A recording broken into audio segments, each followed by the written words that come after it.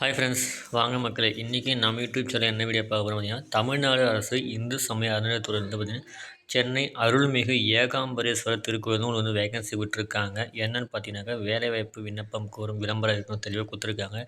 சென்னை 603 தங்கசாலை தெரு எண் 315 சென்னை அருள்மிகு ஏகாம்பரேஸ்வரர் திருக்கோயில் காலியாக உள்ள பணியிலும் தகுதியுள்ள இந்து மதத்தினைச் சேர்ந்தவர்களாக 12/1/2026 முதல் 27/1/2027 வரை அலுவலக நாட்களில் காலை 10 மணி முதல் மாலை 5:45 வரை மணி பூர்த்தி செய்யப்பட்ட வரப்பையும் போட்டிருக்காங்க.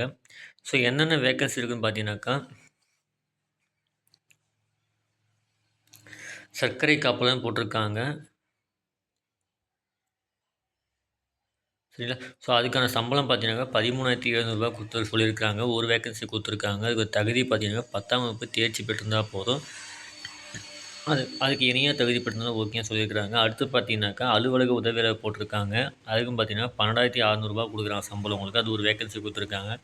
இது 8ஆம் வகுப்பு தேர்ச்சி அடைந்தாலே போதும். அது வந்து அங்கே அரசாங்க இதர தகுதி இருந்தாலும் ஓகேன்னு இருக்காங்க.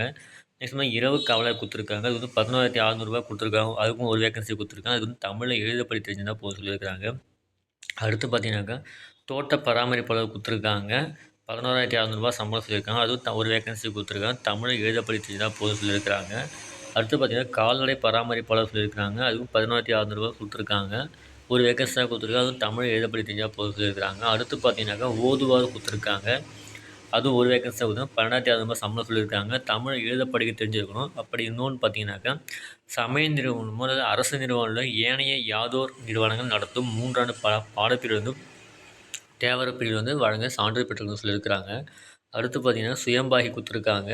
அதுக்கு 13,200 சம்பளம் சொல்லியிருக்கிறாங்க. அதுக்கும் ஒரு வேக்கன்சி தான் கொடுத்துருக்காங்க.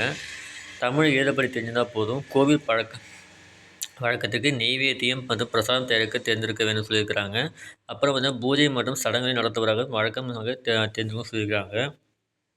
அடுத்து பார்த்திங்கன்னா, ஸ்ரீ பாதம் தாங்கின்னு சொல்லியிருக்கிறாங்க. அது வந்து 10,000 சம்பளம் சொல்லியிருக்கிறாங்க. அதுக்கும் ஒரு வேக்கன்சி தான் கொடுத்துருக்காங்க. அதுக்கு வந்து தமிழ் எழுதப்படி இருந்தால் போது. அப்படி இல்லைனாக்கா 2 ஆண்டு முன்னாள் மற்றும் பெற்றுக்கணும்னு சொல்லியிருக்கிறாங்க.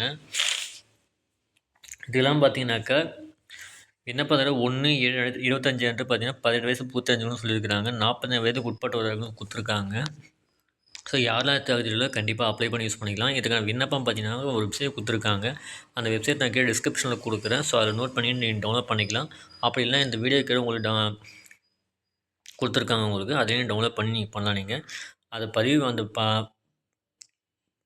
விண்ணப்பத்தை வந்து பதிவு பண்ணிவிட்டு பூர்த்தி பண்ணிவிட்டு கீழே கொடுத்துருக்காங்க பார்த்தீங்கன்னா அட்ரஸ்ஸு விண்ணப்பங்கள் பூர்த்தி செய்யணும்னு சொல்லியிருக்காங்க.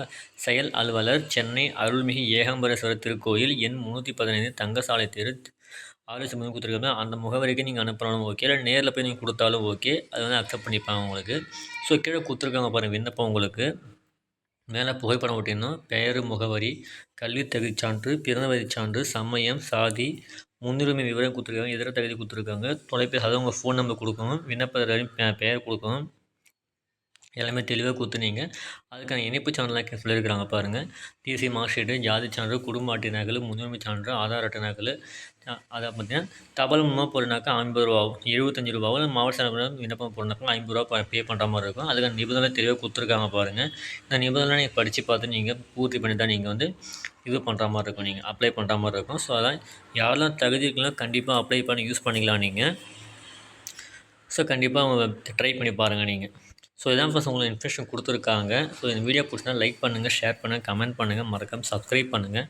அப்போ தான் நம்ம நெக்ஸ்ட்டு போகிற விஷயம் கிடைக்கும் உங்களுக்கு. Thank you friends.